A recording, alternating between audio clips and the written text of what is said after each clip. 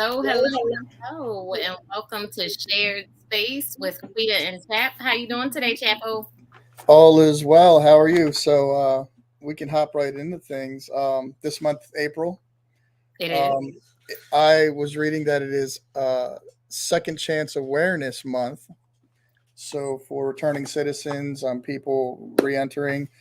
On that note, Ride the Ride program at Morgan State has a workshop on Saturday, April 9th from 10 a.m. to 1 p.m. Um, One of the interesting things happening that day is that there'll be an opportunity for entrepreneurs who are returning citizens can do a pitch contest and earn $1,000 grant towards starting their business.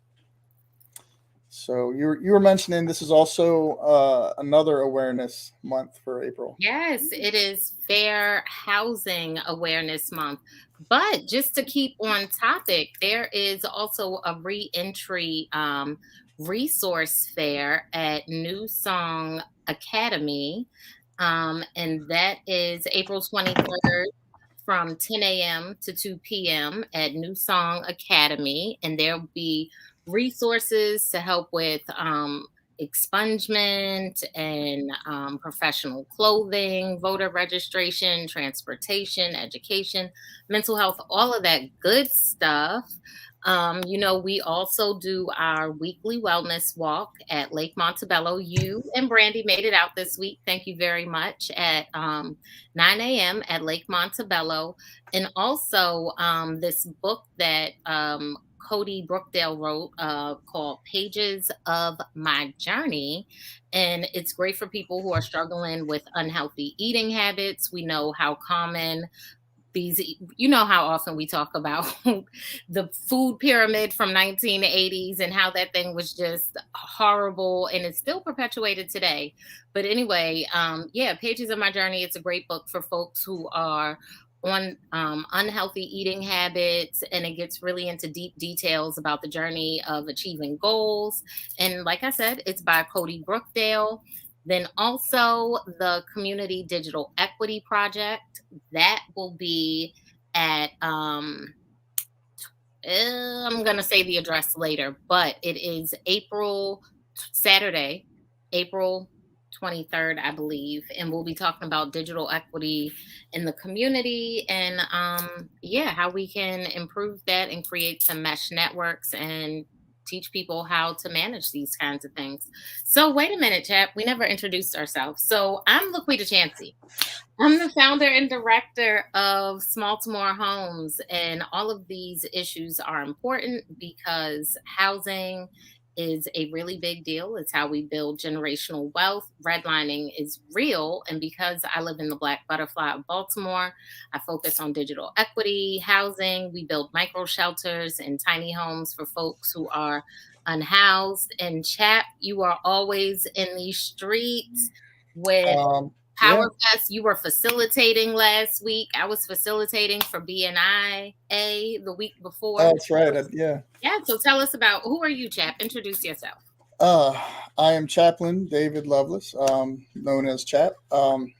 I am a volunteer, full time volunteer chaplain for Baltimore City Police Department. Well, through the department, I wouldn't say necessarily for the department. I love my brothers and sisters in blue. But initially, I was drawn into the service to ride along with them during a culture of, which still remains and resonates, but a culture of police violence against people of color. We were brought in to ride along with police, with a person of faith riding. If you had somebody sitting next to you, a person of faith at your job every day, you might behave a little differently. And so the idea just to initially make sure people were being treated respectfully and professionally on the street. At the same time, serving the police officers, they have somebody to talk to. We can serve in various capacities while doing ride-alongs. That if they have a chance to decompress, then maybe it doesn't come out projected on the next call. Mm-hmm. We get in the car with them, we get out the car, we serve the community and try to meet their needs and try to get ahead of or proactively police with them. Um, I will say it's been an encouragement doing it. And even though the ride alongs were kind of sidelined for COVID, there's lots of different opportunities to try and bridge the gap between the community and the police, because not all the police are bad, and it every community will let you know which ones are right, and they know Right. who they are, and the police know who they are. So it's just good to be a part of that culture of trying to reconcile. That's the main thing I do. And through that hat, I serve a lot of different community partners like Baltimore Homes, and the Bunting Fellows at Hopkins. I love supporting their stuff. I wanted to mention the Jordan and Sage, who spoke at your walk this weekend. And what is the name of their farm? Because there's a farm in East Baltimore.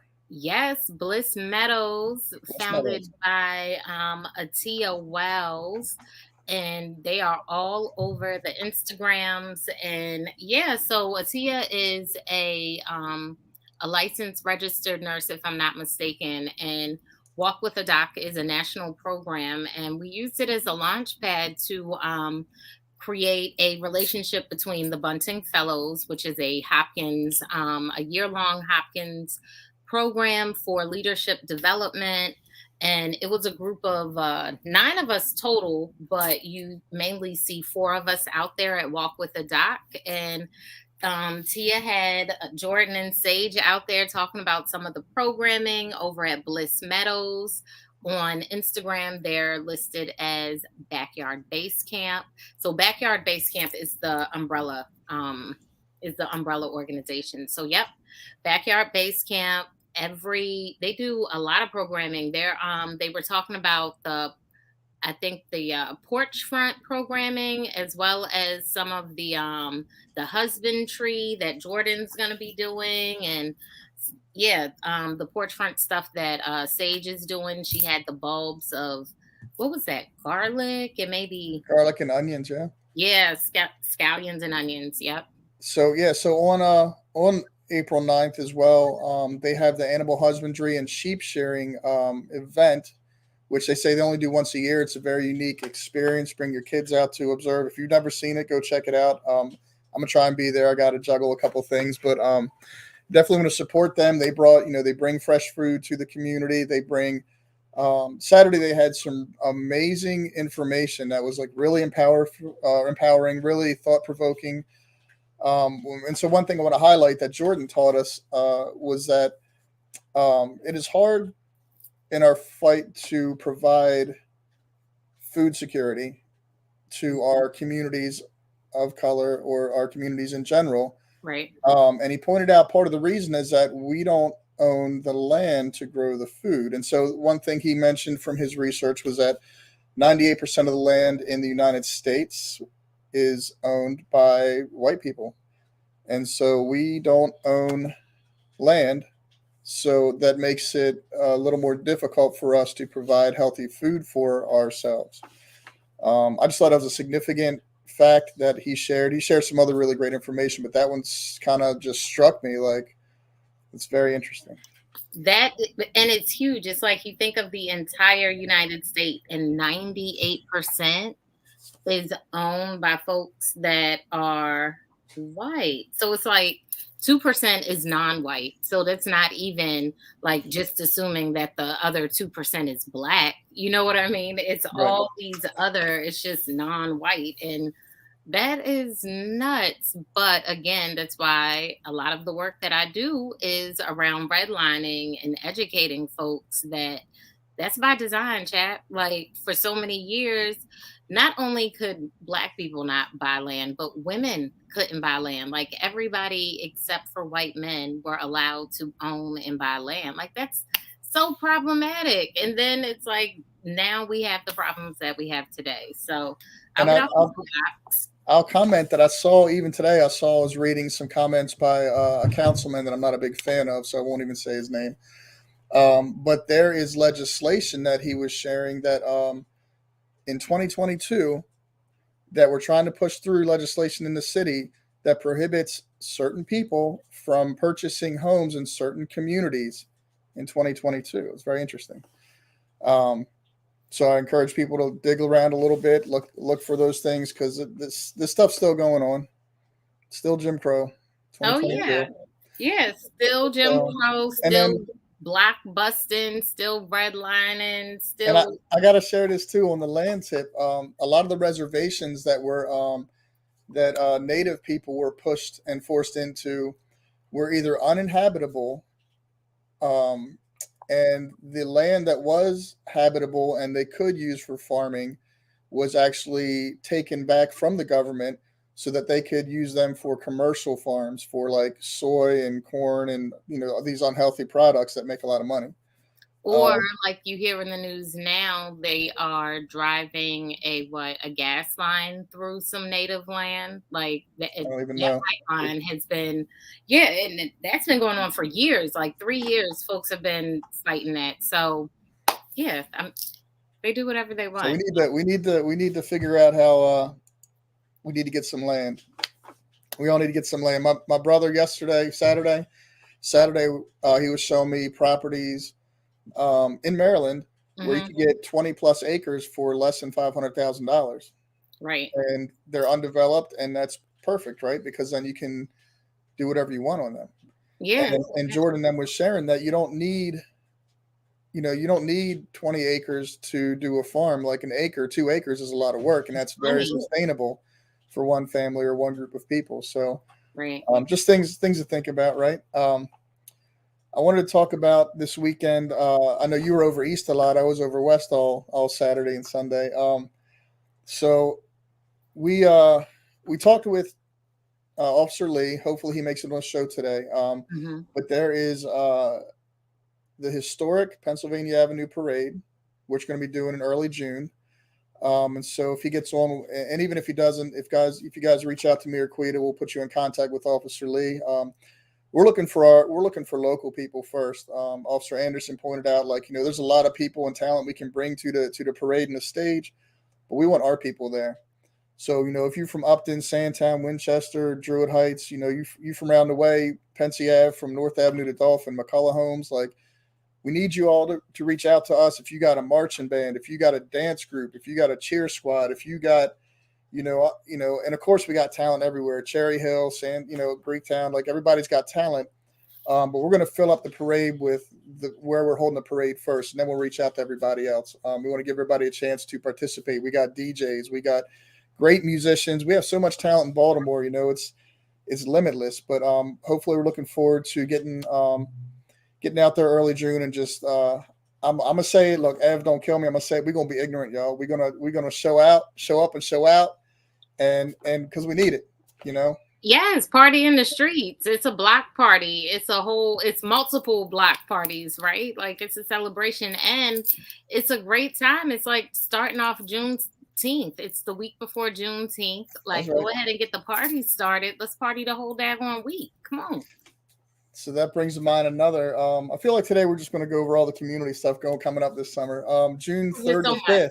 Yeah, June 3rd to 5th is Gun Violence Awareness. One of them days is Gun Violence Awareness Day. So Mothers Demand Action, Hmm. who's an affiliate of Everytown Against Gun Violence, I think. I Yeah, could. weren't they on a couple weeks ago, They right? were. Yeah. So that weekend there's a Wear Orange. The weekend before the parade, there's a Wear Orange initiative Hmm. to just visually show support into victims of gun violence and survivors. Mm, So that okay. will be cool. I know the police department has been recruiting chaplains and faith based leaders in communities. Do a lot of prayer walks around the community. Right. They've been going well, and I feel like they've been an encouragement to the communities. So there's a couple of those that'll be coming up in your neighborhoods. Just check in with the precincts, and they'll let you know. Um, I have not been out to Reach Partnership, and that's shame on me. Is David McNair with Creative Influence and Rise City Church and Miss Rhonda? They're still out there giving out food. They are still out there giving out food as far as I know. I haven't been out there either. I think the last time I went out there was the week before we started doing the Saturday outreach. So it would have been in February. And they were out there. Yes. And Dason has confirmed that Yes. So Saturday look, I'm a little 25:55. Go ahead, Chap. I'm a little ashamed, right? Because we haven't been out there. But the reason we haven't had to be out there is because that group, Creative Influence with David McNair and his amazing team, Daysign Level Up, Rise City Church, Pastor Luke, Rhonda McKinney, who's the school coordinator. They have been holding it down, and they've been so consistent. And they know to ask for help when they need it. But they've been so Right. consistent to the community that it's we're able to break free and go into places where we're needed. Yeah. But I do want to say I love them guys, and I'm grateful for them holding it down over there because that has been a huge blessing to the community.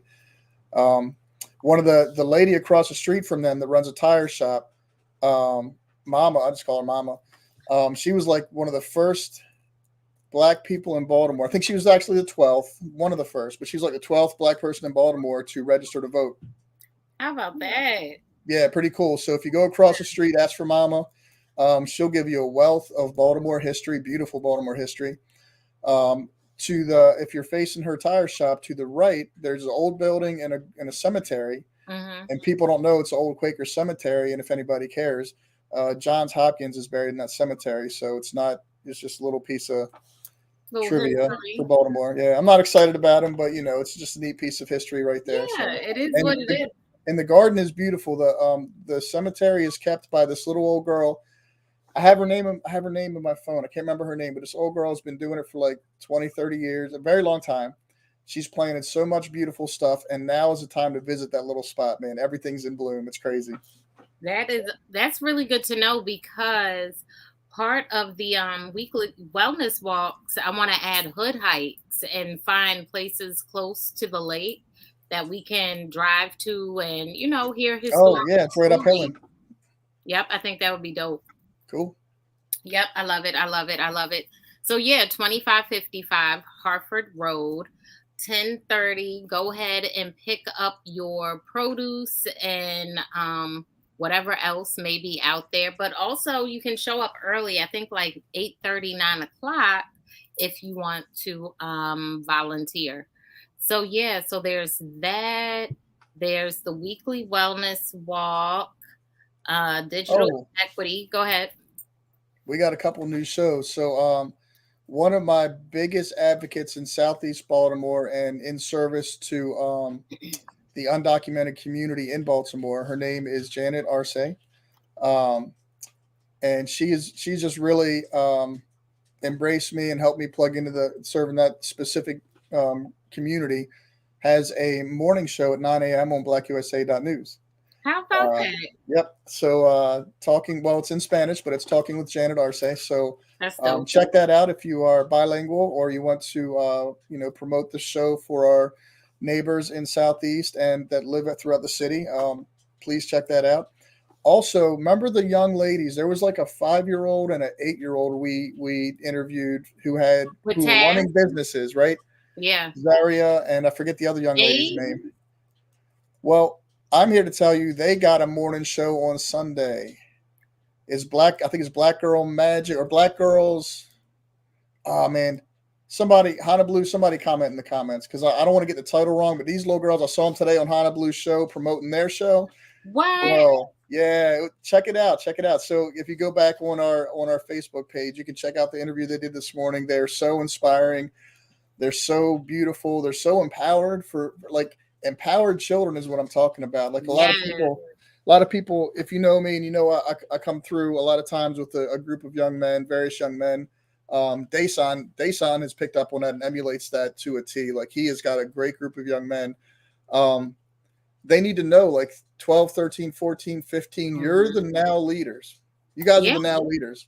for sure. And we are all here with our 30, 40, 50 years of experience in relationships and community equity to hand to you to lead. And Hmm. so that's so important to me. And then when I see these young girls that are like not even double digits yet, and it makes me think about a history that a lot of our young people may not know about is the Children's Crusade in Alabama and how when they locked up everybody trying to prevent civil rights momentum, it was the 5-year-olds, the 6-year-olds, the 8-year-olds who marched against armed police with dogs. Yeah. And we got 5-year-olds that are throwing tantrums if they don't get a cookie. Mm. What? Listen, hold on, wait, chat. Wait, no, I need to say something about that, right? There is no way that we should still have 5-year-olds that have to go through that trauma on a regular basis. True. Right? Okay, so that's Yeah. one thing. But, right? So yes, because I hate when I'm talking, not I hate, but it's something about it when I'm talking to like my parents' generation or generation above, and they're like, "Oh, you don't know struggle, you don't know strife, you don't know." And it's like, I don't know your Yeah, it's just struggle. it's You're different. right. Right. Like, but life ain't easy. Life is hard for everybody. We got them bills that come every day. But to your point, those girls are freaking amazing. They are such an inspiration. And to be that young and so business minded, like marketing and understanding the way that your product and your profit margin works, it's like I And speak to adults that can't answer those questions, and they're just like, "Oh, I know that like the back of my hand." and that's because adults think they got to do everything by themselves. These little girls know who their support is and where it's coming from. And Honda Blue does a good job of pointing that out. He'll during the interviews and stuff, he'll let people know, like, talk about your mom, shout out your aunties, shout out, And so the girls are like shouting out, I'm gonna shout out my mom and my auntie. He's like, no, say their name. Like, they are the reason you're empowered to do this. They've poured into you, and so Right, right, it's a team effort. Life is a team effort, and so the kids understand that because of their context, their perception. I'm just a kid. I can't do it. No, but we can. And right. adults don't think like that. We just think we got to do everything, and That is I so can't do everything. true. That is so true. I'm still learning to delegate and ask for help, Ask for and help. like it's hard. But see, the thing for me is, it's like I have the problem of wanting help the way that I would offer help. And so I have to remember that these are people who are not me, who cannot read my mind. Like But they can me, also, but they also have. They're coming in with a different person. Like you're looking, they're also looking from the outside in and have a different perspective of what your needs are, or they have a vision of how what they do well can fit into what you're doing. You got to let them do that. absolutely. Absolutely. No, you're right. And that's what I'm learning. Like to learn to be complimented, like not complimented verbally, but complimented like productively, efficiently, in the way that the work, I don't think like, I'm a visionary. I think huge picture. Do I get down to the tiny little municipal details that actually matter? Maybe not every single time, but yeah, so finding somebody that's like, hold on, how many screws do we need? Do we need thumbtacks? Is glue going to be used? Like that person. So knowing who I need is helpful too. Go ahead. Another thing came to mind while you were talking, because listening to you talk reminds me we've been talking with Miss Nancy Henningsen. Yes. So this is a personal shout out, Nancy. We are doing a workshop for nonprofits with BlackUSA.News, and we would love to recruit you to help with the grant writing class. Maybe be a panelist. Um, that'd be amazing. And so, for people who are watching, if you go to our website, blackusa.news, and most likely on bmorenews.com as well, they'll have information on a nonprofit and entrepreneurship summit and virtual program that we're doing. Tickets are, I believe, $25, and you get a resource of really great information, really great people that have come together and not only built this network, but built up each person hosting each show. Yeah. So it was really a wealth of and a great collection of experience. And so there'll be something there for everybody, and nobody's getting rich off of it. I think it's affordable and reasonable, $25. So check out the sites, find the information. If you need help finding the information, reach out to us. I need help finding the information because I did not prepare and look it up before the show. So I'll be doing that afterwards as well. It happens. It happens. And I think one thing we can do is get in the habit of some of the things that we mentioned, just putting them in the comments on our either shared space YouTube page or Small to More Homes YouTube page. So we'll try to get in the habit of that. That way we can drive people to the comments, and then y'all can go there and like and subscribe. Boop. So also, Chap, that made me think of Morgan, they are launching their adaptive housing center. And in the launch What's of that? it all, What is right? it? So it's like exactly it's being launched, and so it is basically adaptive housing, which would be like tiny homes or van life, and thinking of accessibility in a more common schedule. Like in a lot of ways, you have to go and look for, I don't know, a home who has lights that blink if you are a deaf or hard of hearing, or even ADA and wheelchair accessibility. There's not always housing that has that type of accessibility. So it loops that in with also, buttons that are easy to press and door handles that are easy to use, and thinking about the heights of drawers and all those different things. But, my spin is tiny homes are totally adaptable. Like, look at those steps right there. Those are steps and storage and a closet. You know what I mean? Like just thinking of how to make housing accessible for all folks. But my point is, the end of May, there is going to be a symposium.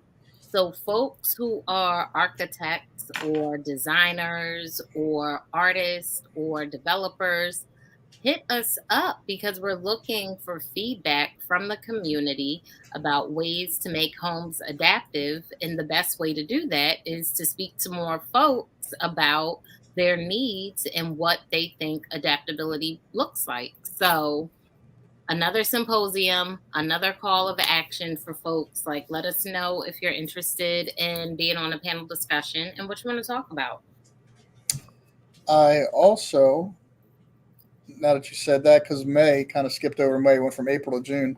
May 1st is a pre Mother's Day celebration that is going to be hosted at New Cornerstone Baptist Church on, let's see what time. I'm not sure what time. I think it's 3 p.m. to 5 p.m. Okay.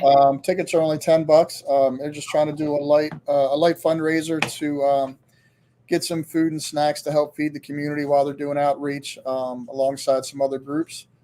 Um, so yeah, I encourage people. I'm not going to put any invitations to like $250 dinner plate uh, programs or events happening in the city, and they do happen. $15,000 plate events happen.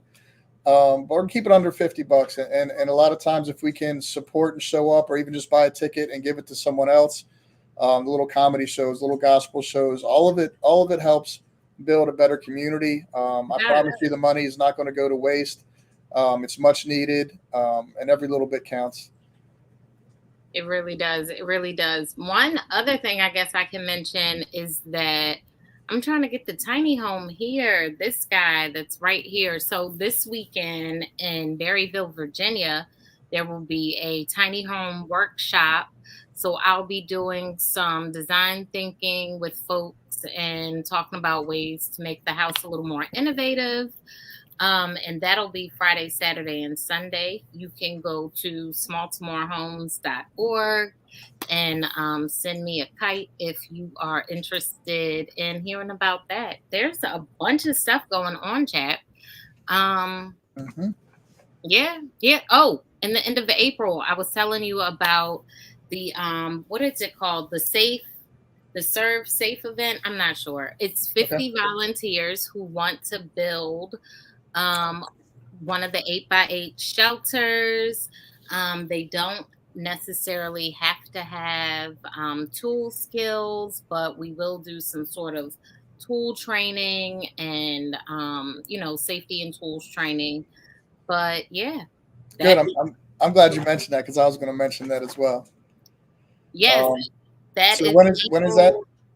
I want to say it's Friday, Friday and Saturday, Friday, Saturday, Sunday.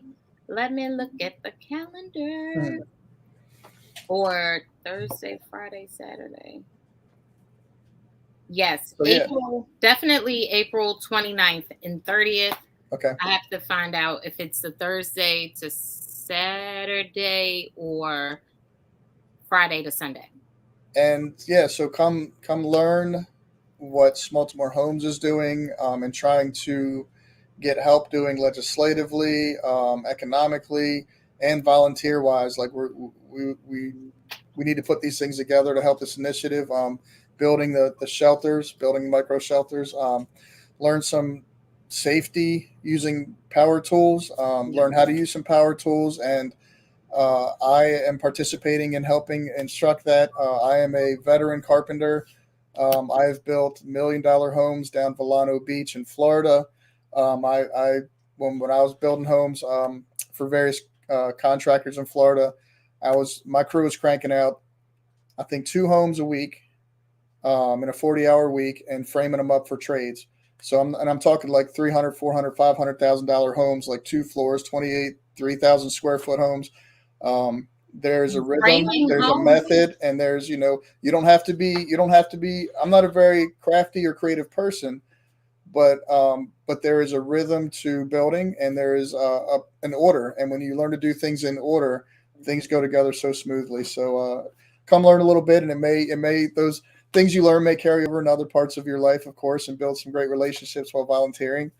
Um, I wanted to shout out Greenmount West Community Center. Yes, Saturday, I didn't make it over there, and I don't know if you did, but they had an all-day flooring build day. I And it, know from Miss Bell, right? yeah, so another space where, if you have construction skills, please see Greenmount Community Center, Greenmount West Community Center. And if you don't, and you want to volunteer and learn some, or if you want to meet a plumber or electrician because you need stuff at your house, go volunteer. Go volunteer, man. Right, Chap, because that now you're in the room with like-minded folks. They're there to donate their time. And no, they might not donate their time to you, but they might give you a good deal, or you might be able to work something out because you know that your toilet is broke and your neighbor's toilet is broke. And maybe they can do both of them because now you've already came in the door with a referral. So think about community leveraging resources. Go ahead, Chapo. No, you got my wheels turning. When I was a kid before the internet, looking for work, I used to show up to restaurants, construction sites, landscaping. Um, I would show up and work for free because Mm-hmm. I didn't have a job anyway. So this may be another opportunity too, where you just show up and volunteer. Yep. Somebody might see a talent or potential in you and pick you up. Like I would go, even as a kid, I went to Dominic's Pizza Shop. Right, I was 17 or something. They weren't hiring. I needed a job. Nobody's hiring. So I said, well, let me just wash dishes for a couple nights. I don't got nothing better to do. Just give me some pizza. And next thing you know, I worked all summer at Dominic's. Taught me how to make pies. They taught me how to cook, short cook, and everything because I was willing to do dishes for free. Same with building a house. When I got out the Navy in Florida, the reason I'm really good at building houses, I showed up and worked. The guy was like asking me what I wanted, this and what I knew. I had no experience, no knowledge. I said, dude, let me just work. I said, I don't care what you pay me, I'm gonna work. So I worked 2 or 3 days before the guy even talked to me about money, and he ended up giving me really good money as a carpenter's helper, just loading up the benches, cleaning up the job site. But within 6 months, I had learned how to read blueprints. I'm correcting the engineers who are making blueprints because they're not in the field, and so seeing things that aren't logical, but it looks good on paper. And Right. it took about 6 months, but really working really hard at it because I didn't want to be a helper for the rest of my career, right? So, um, Right. but I say to say in these volunteer opportunities, not just in building, but like with the farm, Yeah. with various things, you can pick up skills that'll carry over, and you never know how God's preparing you for something down the road. Yeah, So, listen, one of the guys, so a couple of weeks ago, I was working on this project through Baltimore Healthy Start.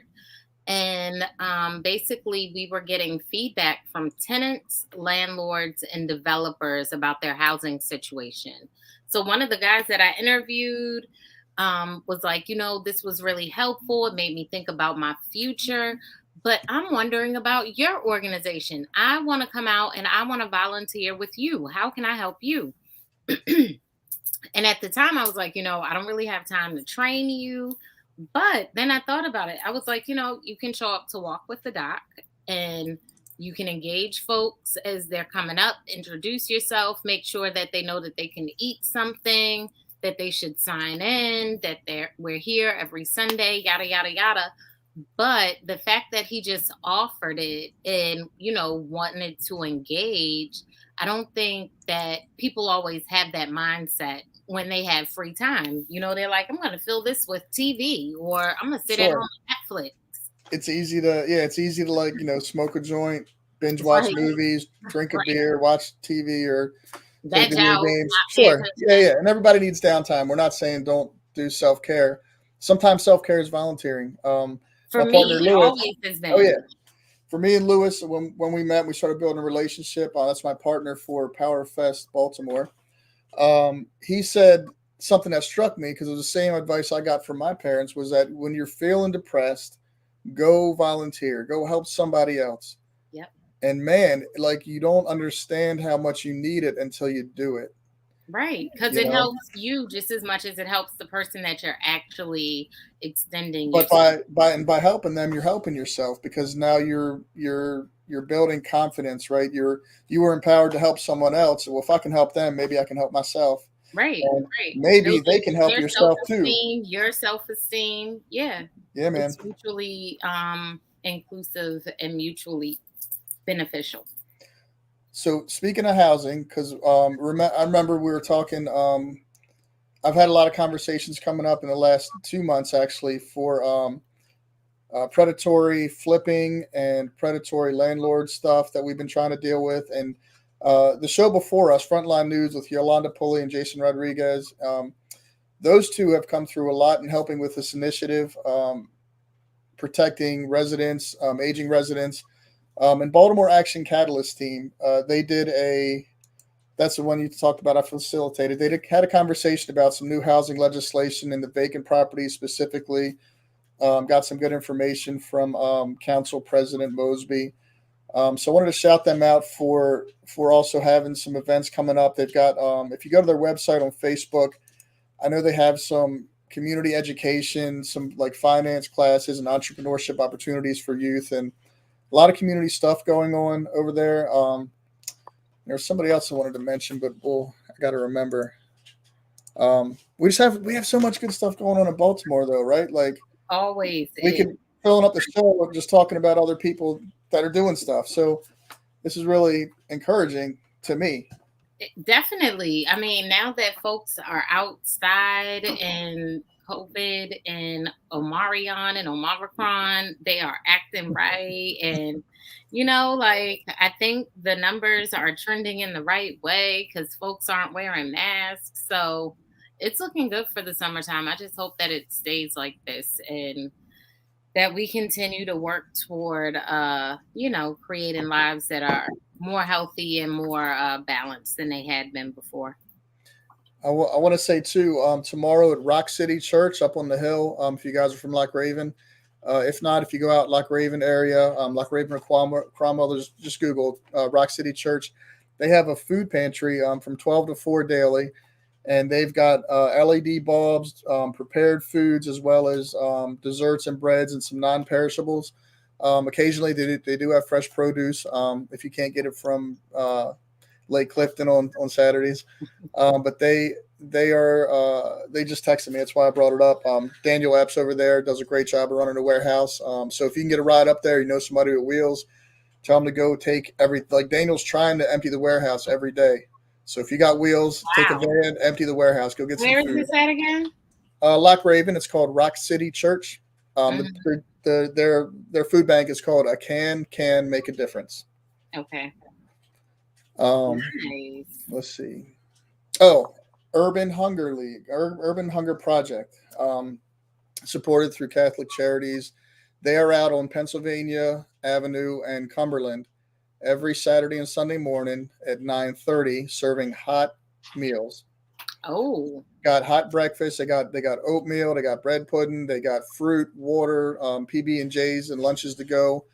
Um, Sometimes they'll have produce, but normally what they do is they're outside the city west, and so their team comes in and sits and camps out there in the mornings feeding people. But then they have if you go meet them at their church in the mornings, they give us thousands of boxes of produce, and pre-made lunches like PB&J, some name brand chips, not the buy right stuff, Mhm. bottled waters, and fruit. They have some really nice little lunches. And I'll tell you, before someone else took over for me and Cesar, from Bayview, Mhm. Cesar Romero, were giving out 1,000 lunches every Saturday.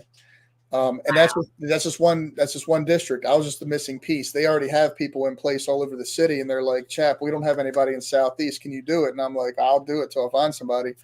Um, and then as well, they were serving. I mean, they serve everywhere, but Mhm. definitely on Cumberland and Pensy Ave. If you're in the neighborhood and you just want a hot breakfast, man, it's they give you a crap ton of brown sugar, so don't be shy. Like, I had a scoop of oatmeal and like 3 scoops of brown sugar and some syrup on top. But you got to bring your own butter. Got to bring your own butter. So Listen, with all of that sugar, don't nobody need the butter. It's good. It's good with all of the sugar. It sounds delicious. I'm learning to love oatmeal, and I think it's good because I think it's one of those foods that if you don't put a ton of sugar in it, that mhm. it lowers your cholesterol. I think it's one of those eat healthy kind of foods. So yeah, there's a ton of stuff going on. Is there anything else going on in the community?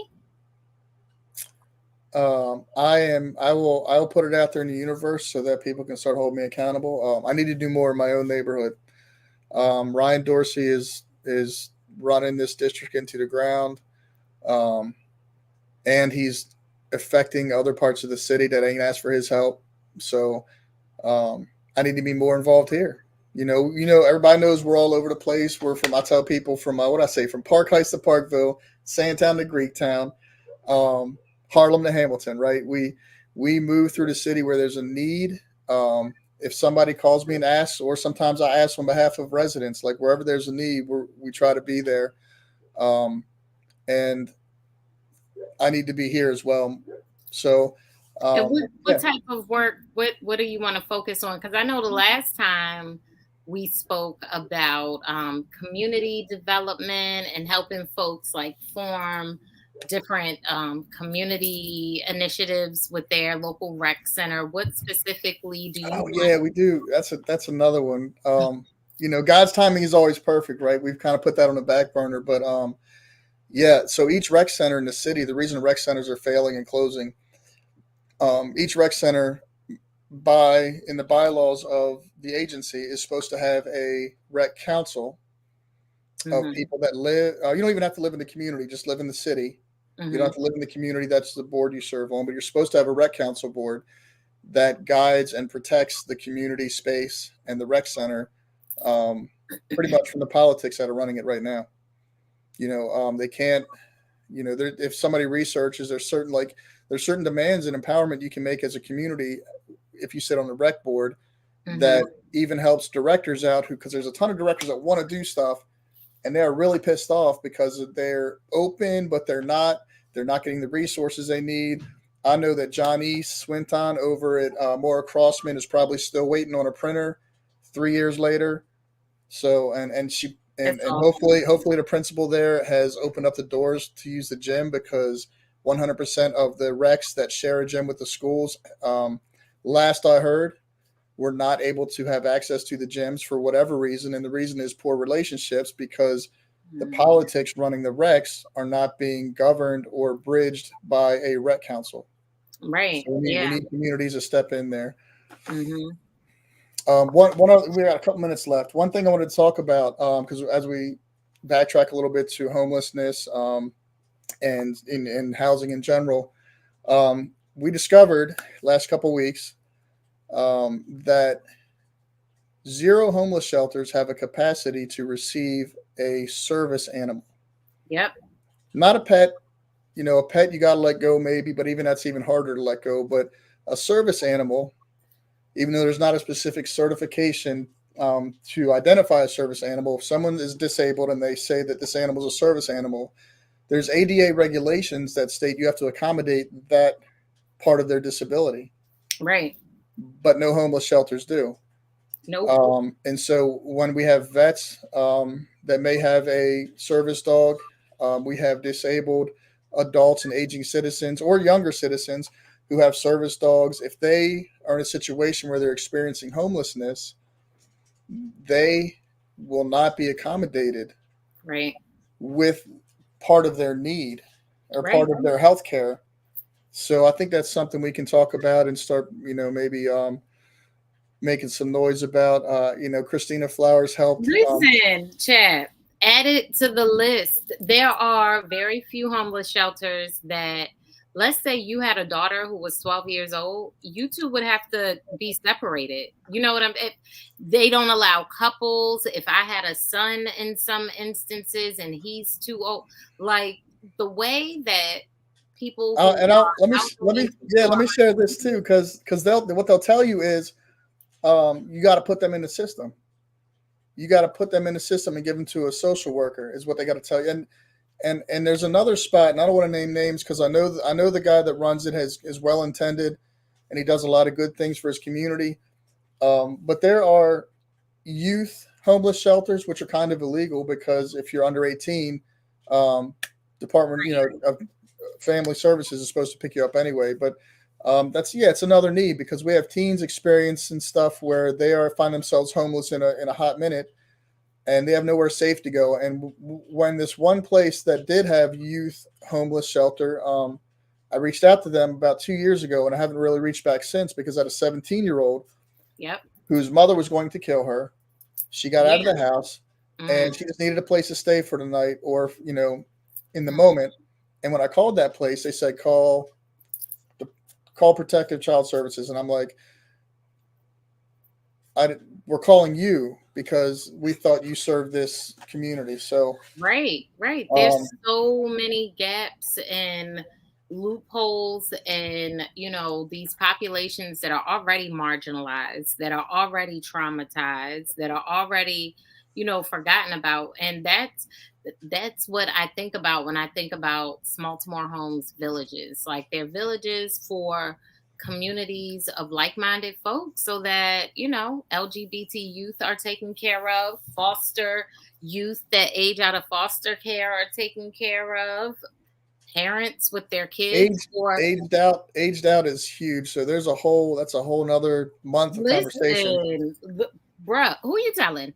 Who are you telling? And then there's this population of veterans who have service animals. Like people are going to care about the Hmm. veterans with the service animals, maybe not everybody else, because No, like there's they're supposed to. always some sort of air about who we're allowed to care about and who deserves to be homeless. And it's like, no, no one deserves to be homeless. What are we talking about? So yeah, so again, I'll get off my soapbox and yeah, like I'll Yeah, just get off the soapbox. It's almost time to go it anyway. is. So our people didn't check in, That's but okay. yep, I know Chef Patrick, he called. We're gonna get him on. We're gonna get Officer Lee on. We're gonna get Omar on. Everybody is Oh, always welcome to come back. Go ahead. yeah. We also have a pending interview with the now famous. I had a chance to talk to him before he was hood famous. Officer Malik. Jalik, what's his name? The sneaks and police guys, police and sneaks. Okay. So there's officer. I can't pronounce his name. I don't want to mess it up, bro. Sorry, but he's shared a couple times. Like, let's connect. He wants to get on the show and talk about how his journey. He started off just buying a pair of shoes for someone in the neighborhood on his beat every paycheck, and it has turned into a whole nonprofit movement. And this guy is buying um, you know, not just buying but getting donated really nice shoes from different places. And so it's really cool to catch him. I guess now that things have evolved because he can really share the journey of how he's just putting new shoes every week on people on young kids' feet in Northwest Baltimore and all of Baltimore now. And so I love it. Um, That's and also, the other guest we got coming hopefully this month is the man. There's a man named Johnny Clayton, Sifu Johnny Clayton, trained under Bruce Lee for traditional Wing Chun and Jeet Kune Do. And he teaches traditional Wing Chun, which is what Bruce Lee was taught before he evolved all martial arts into his style Jeet Kune Do. So all the fans know what I'm talking about. So this guy studied under Bruce Lee. He brought kung fu to Baltimore, Maryland, Mhm, and Baltimore, but Maryland first. As a black dude, he brought kung fu to Baltimore way back in the day, mhm. and he trained a guy in Parkville named Sifu Jeff Fisick. And so we're gonna have Seafood Clayton, on the show. Hopefully he's not watching. Spoiler alert. We're gonna have the young man that he trained, who's older than me now, as a surprise host. Right, surprise him a little bit. And Jeff is beginning. Mr. Sifu Fisick is hopefully taking some new students and getting back into things on next weekend. And so as this progresses and grows, we'll have another outlet for our young men to learn some discipline, learn some different culture, because you got to learn the history to do the kung fu, man. Sifus don't play, and just and meet new people and build new relationships. So it's You another know what space. would be super dope? If he could also come out to the community wellness walk and Okay, talk about kung fu and whatever, and how it's good for your chakras and centering yourself and mindfulness and all that good I think that would be dope too. okay, we can do it. We can do it. Look, I'll let you invite him because you're prettier. You can invite him when we have him on the show. I bet my eyes a little bit. There you go. All right, Chapo, this was dope. This is always fun, always fun. And then whoever chimed in, you guys can catch us at the same bat time, same bat channel, 7:05, 7 o'clock. You guys show up at 7 o'clock, okay? And we'll be on at 7:05 Mondays, and we'll see you next week, right, Chapo? Yep. See you guys. All right, have a good one. God bless and good night.